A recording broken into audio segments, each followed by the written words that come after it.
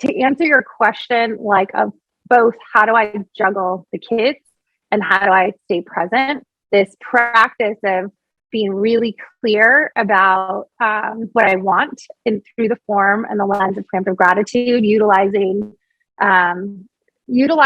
like number one, it gives you focus. Like you actually figure out what you want, right? And you write it down, but you're utilizing the idea of practicing as if you're already grateful for it. So with that, like for instance, on the kids, I'm super mindful about where each of their own key areas of well-being are. And I'm writing it down constantly, like I'm constantly, like kids thriving, or we should say kids flourishing, right? To nod to my company, but like, that's a real big thing. So I'm constantly taking stock of exactly where they are right now. Where would I hope for them to be? Because you do, especially in parenting, you hit this point, like in high school, really, for me, at least my kids, where you become less of a instructor and more of like a support coach, like someone that they're making their way. And if you're, trying to do it right, like they're taking agency over their own lives and trying to make decisions. And they're totally, it's a great time really, I think, to let them make some mistakes, because it's the cost is less when they're making mistakes kind of at this age versus later in life. But,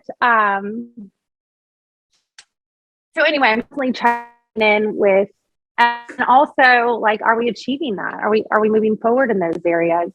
And that also goes back to being present. Another thing, like with the managing of all the things, is to make a commitment to be really present in whatever moment you're in. As a CEO, I could absolutely let the sales or the new product or anything like that occupy my mind 100% of the time. And I could have my kid like in my face telling me a story about what's happening in the school. And it's super easy to not be hearing the story because you're thinking about that prospect you need to call back or whatever it is. But I think making a commitment to be present in whatever moment that is. So when I'm with my kids, I try to be really present when I'm with them, and when I'm with my work or sharing space on a podcast or conversation with a friend, like to be really present in that. I heard Marie Forleo said this one time, I don't do overwhelm.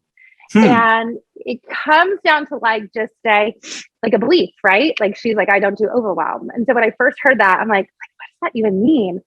But we have the total ability to just say, I don't do overwhelm. So when the things stack on and stack on and stack on, instead of actually like letting ourselves feel overwhelmed, knock one thing out at a time. Go back to that, like really present in this one thing, and knock that out and knock that out and knock that out. And pretty soon, you're not going to be overwhelmed. But that's been a helpful tool for me in managing a lot.